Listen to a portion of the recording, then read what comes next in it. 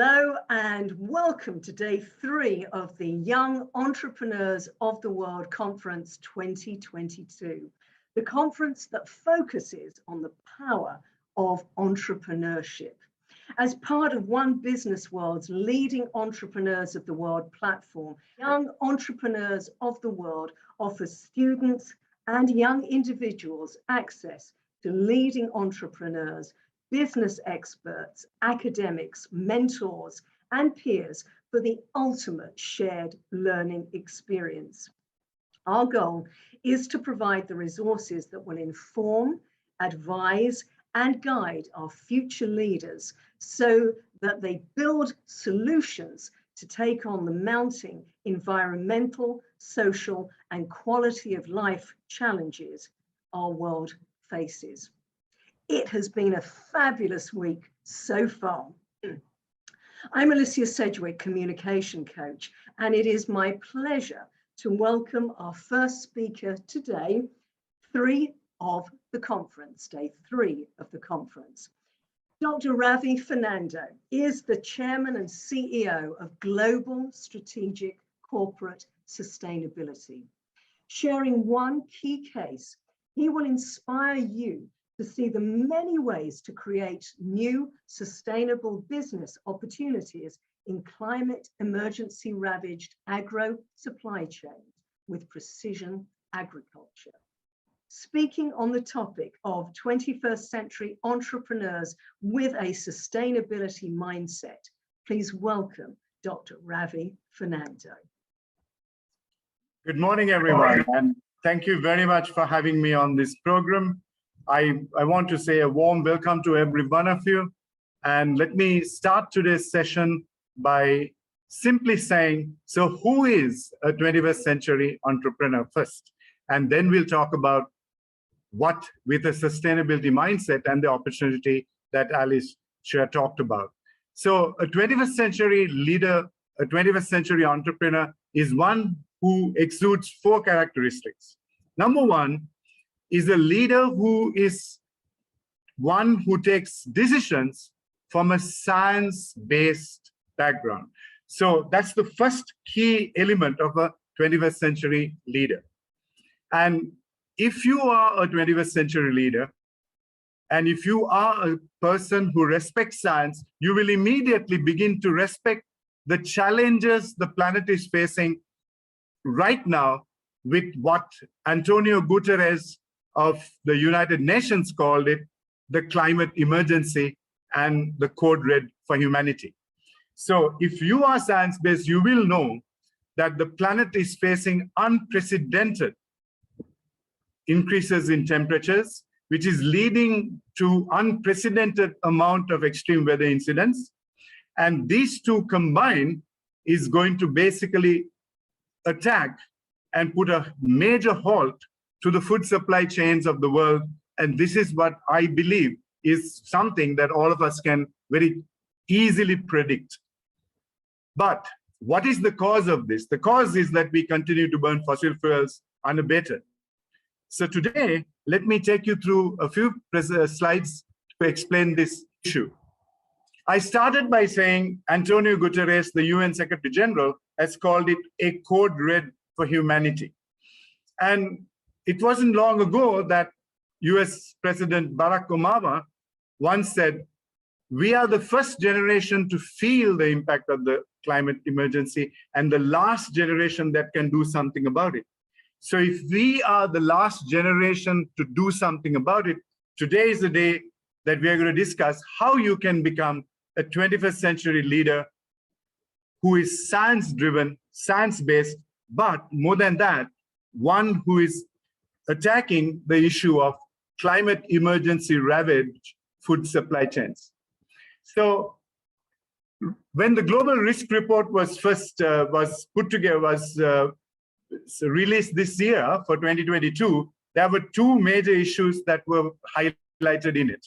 Number 1, challenge number 1 or risk number 1 was climate action failure and the failure of leaders to have exited fossil fuels by now. The second issue was extreme weather incidents, and the third was biodiversity loss. if you look at the second and third, in terms of extreme weather incidents and biodiversity loss, both of these are directly impacting food supply chains in the world, and that is the reality that we are faced with. The term sustainability was first coined by John Elkington of Britain when he wrote the book Cannibals with Forks. And if you are a sustainability mindset 21st century entrepreneur, what you will do is to have a solid economic profit generating model which takes into consideration the global risks of extreme weather incidents and biodiversity loss, and ensures environmental stewardship in terms of the planet, in terms of your business model. Secondly, you will also be someone who is contributing to the social progress of the community you operate in and every single person touched by your model. So that is what I would call a 21st century business model. And let's look at how this plays out when we look at the opportunities that are there. There are many, many opportunities in the 21st century for 21st century entrepreneurs, whether it is exiting fossil fuels and finding solutions through solar battery and floating solar, or resetting supply chains, and we are talking about that today, near sourcing, in-sourcing, reducing carbon footprint creatively, or health and emergency issues like solutions to deforestation, solutions to air pollution, solutions to waste management and plastic pollution, and agricultural food waste supply chains are all issues that we look at, and sustainable logistics and transportation. Every one of these items that I've shared with you could be a business opportunity and could very well be one that you can proceed with. But today, I'm going to focus on mass agriculture to precision agriculture and share with you what I think is one of the solutions, not the only solution, but one of the key solutions that we can garner in the event that our food supply chains are basically devastated by extreme weather incidents. Because wherever you have massive food supply chains, wherever the nations have massive land area cultivated, you can see that extreme weather incidents in the form of unprecedented temperature rise, unprecedented droughts, and, believe it or not, flooding like never before. All three of these three issues are going to attack the food supply chain and ruin all the crops that you have planted. So here is a potential solution that we are talking about. So recently in a McKinsey report I read, the greater frequency and severity of climate hazards can create more disruptions in global supply chains, interrupting production, rising costs and prices, and hurting corporate revenues. So we know food supply chains are going to be pretty much attacked with extreme weather incidents. Right now, I must mention, if one looks at the world today as we see it, besides extreme weather incidents destroying food supply chains, we are faced with a massive issue with what is happening with the war in Ukraine. And because Ukraine are amongst the top 4 exporters of some of the most important food supply chain items, from wheat to barley and rye to sunflower oil and sunflower seeds. This nation is a key nation in the whole global food supply chain. However, war has completely devastated this supply chain. Just imagine if extreme weather incidents, which is war to the power 10, devastates food supply chains, how we are going to handle this. Today, in the British BBC News, there was an item which said, the world is facing a massive hunger crisis. So we are, with one war in Ukraine, if we can face a massive hunger crisis, if you have extreme weather incidents which are to the power 10 of a war, how much more then would it devastate the agro supply chains? So one of the key sustainable development goals that one looks at is responsible consumption and production. And that is what I'm going to get to with precision agriculture. When we look at the massive impacts of deforestation in agricultural supply chains, overfishing in the supply chain of seafood, unsustainable resource utilization, and industrial farming, which is increasingly under pressure, and pollution. These 5 issues come and make sustainable consumption near impossible. However, we are talking of the need for reduced land use, improved overall health of those involved in the supply chain and those who are consuming it, creating new job opportunities, and looking at nature positive economies with more resources for governments. This is looking at sustainable consumption through the eyes of the UN Sustainable Development Goal 12. And I can tell you, precision agriculture meets all of these needs. Water stress is going to also dramatically impact almost every supply chain in the world. And here is an image that is showing us that most of the United States of America, as you can see it in this map, most of North Africa, most of the Middle East, most of India and China, and almost every one of the European nations are going to have unprecedented water stress by 2040, which is round the corner.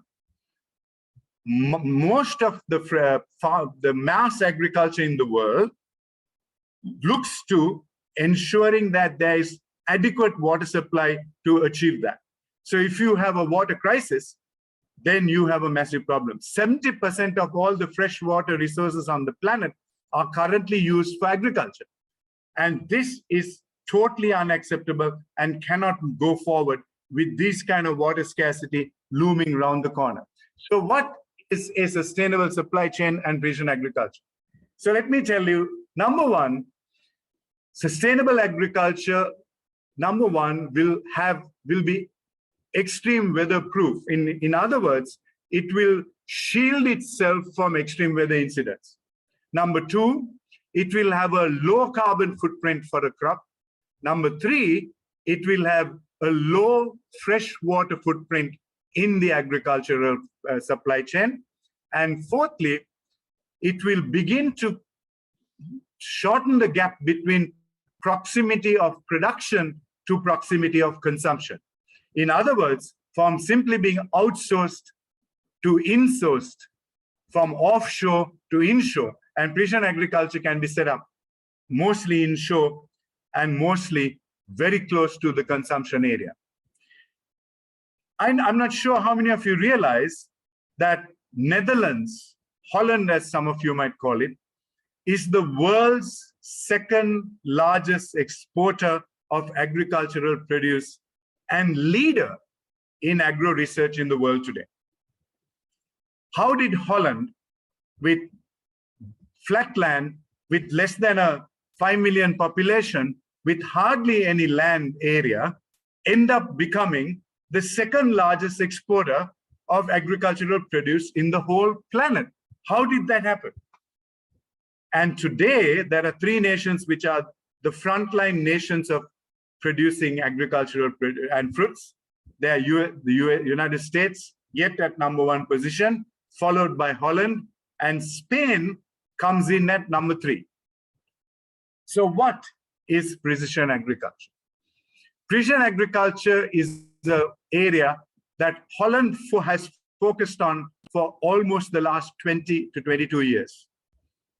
In fact, it was in a town called Wageningen, where the University of Wageningen is set up, which has 5 campuses and now has 13 universities, all focused on precision agriculture.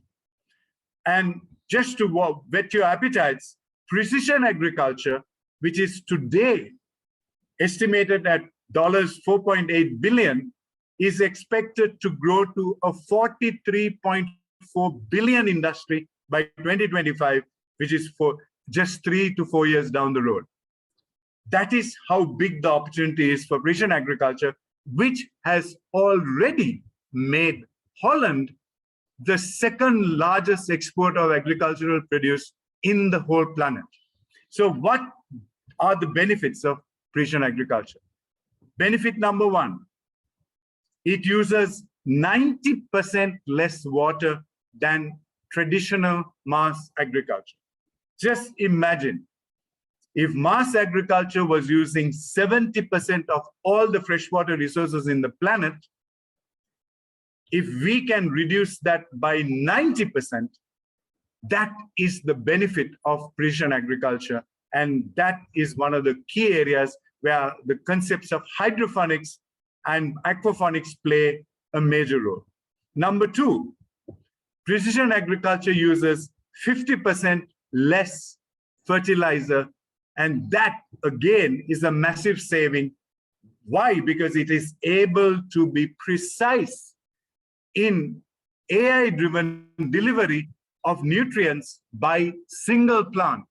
And that is the reason we will use 50% less fertilizer when it comes to precision agriculture. The fourth benefit is that it will have less climate impact in vertical greenhouses. I'm not saying it won't have climate impact. It will have climate emergency impacts and extreme weather incidents, but much less impact than if you were in open field mass agriculture. And last but not least, you will end up with predictable and better yields which are 3 to 4 times larger than mass agriculture in the space of land that you will allocate for precision agriculture.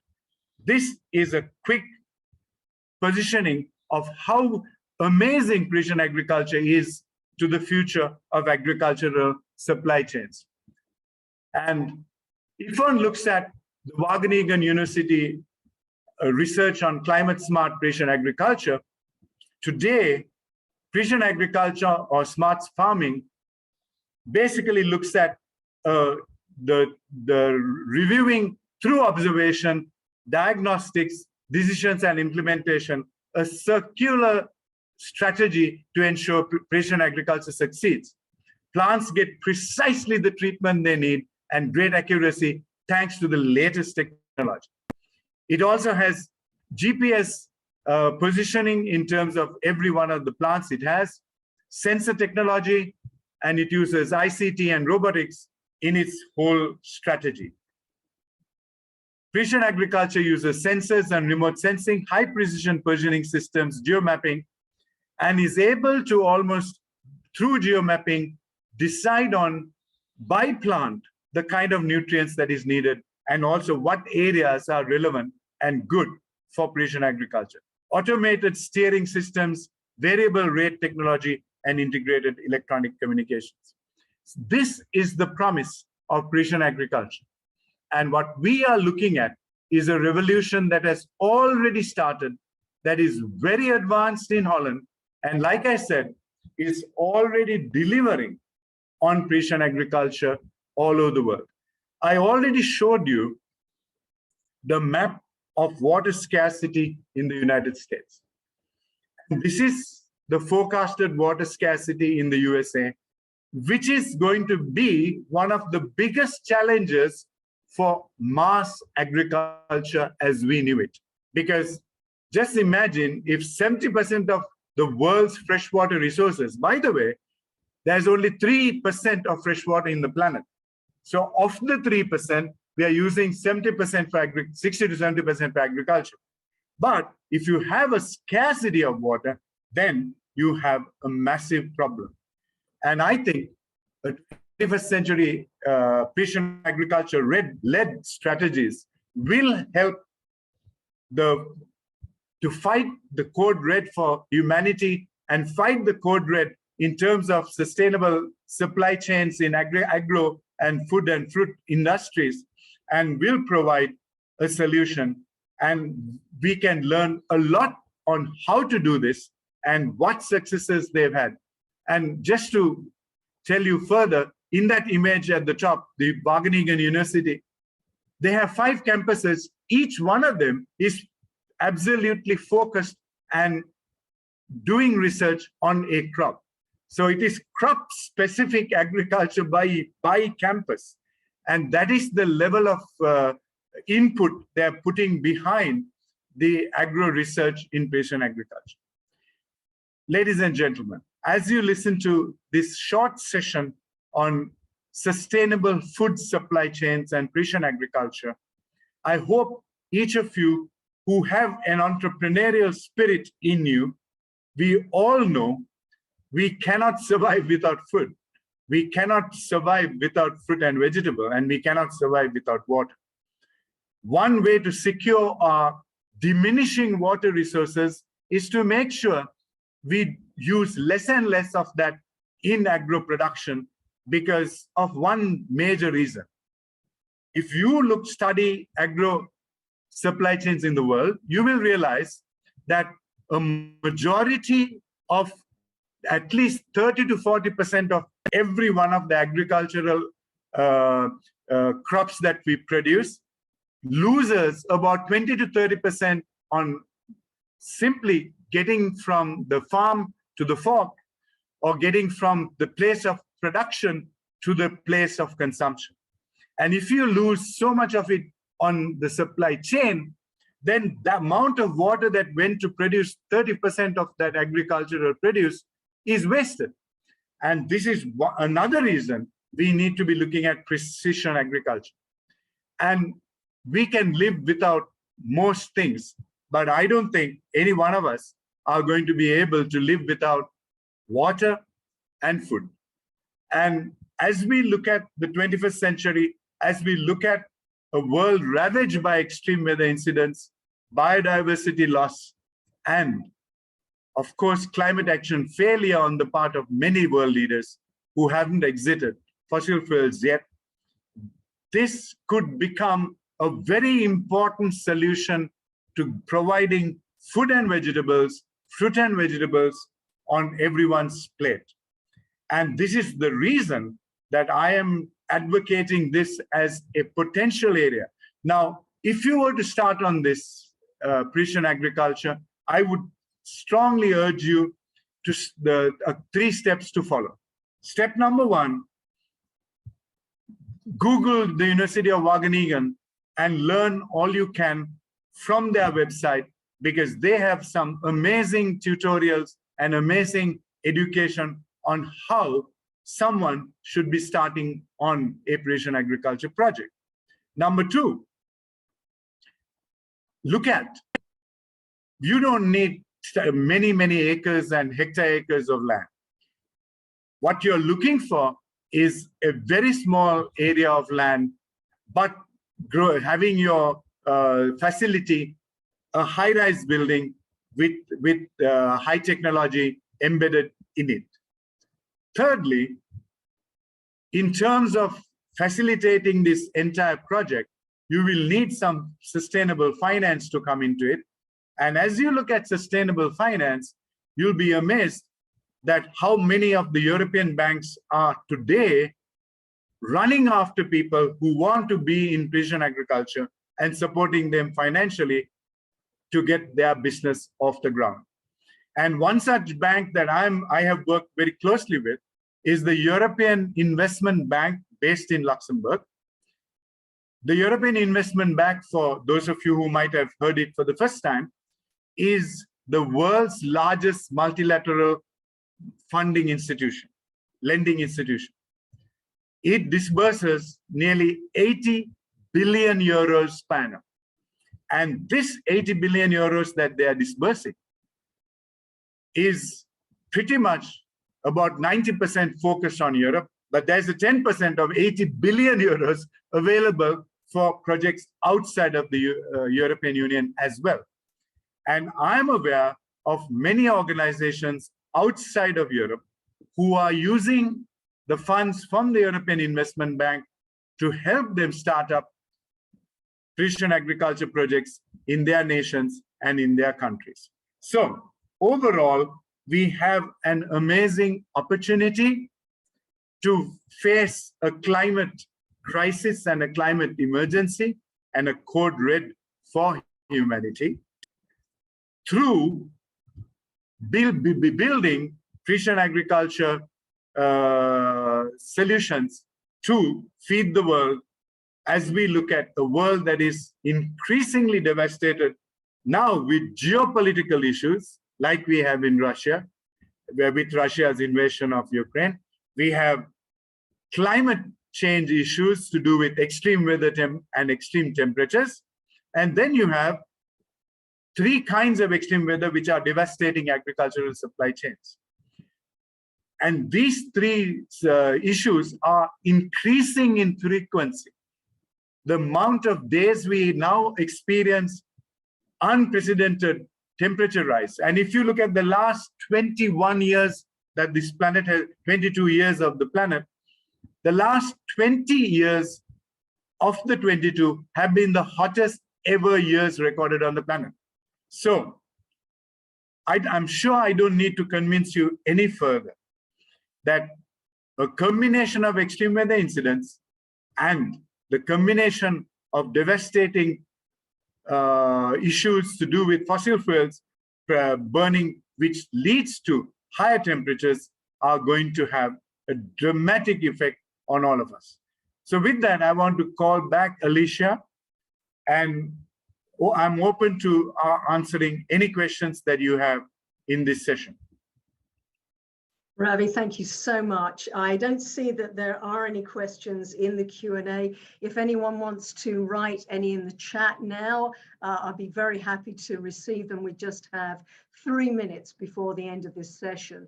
And in case there aren't any questions, I would just like to say at this stage, Ravi, thank you so much. It's so informative. And I wondered actually, why is Holland so such a leader in this development of the precision agriculture? Why Holland? So this, I think, is a strategy that Holland mapped out nearly 25 years back, Alicia. They realized that they wanted to play in the agricultural and fruit and vegetable, and of course, Holland is known for the cut flower business. I think Holland began with great success in the cut flower businesses. And as you know, Holland was the centerpiece of all the cut flower business in the world. I think this inspired the leaders of Holland nearly 20 years ago to say, if we can become the world leader in the cut flower business, why aren't we able to become leaders in agriculture and fruit and vegetables? And then I think the real spark came with the leaders saying, we want to be the world leader in precision agriculture. And then the setting up and the amazing development of the Wageningen University has been the three contributory factors. So if I were to summarize them, a visionary leadership based on a success factor of cut flowers, setting up of a almost second to none agro research centers in Wageningen with a ecosystem of 13 universities, all linked to the Wageningen campus, all in precision agriculture, and looking at every little detail of that. And thirdly, putting all this research and knowledge into practice. In fact, I must mention in closing that Holland today, Wageningen today is referred to as the Silicon Valley of precision agriculture. Incredible. There is another question, but I've just got a minute. If you can answer it in a minute, or otherwise, if you could go to the chat, Ravi. It is, what is your one thing you would suggest women writers in emerging leadership positions might do in developing regions? That might take you longer than a minute. I will do it in a minute. Okay. My serious advice to all women writers is, I have the highest regard and respect for women, because women in most nations where there is climate emergency have been better leaders than men. And the reason for that is women are more sensitive to science and respect science more, and they also bring in the natural instinct of family. So I would strongly urge the questioner, the person who put the question, to look at how you can inspire more women leaders in developing nations to be science-led in their decision making. Marvelous. Thank you so much. I hope that, Kat, answered your question. I feel that it did.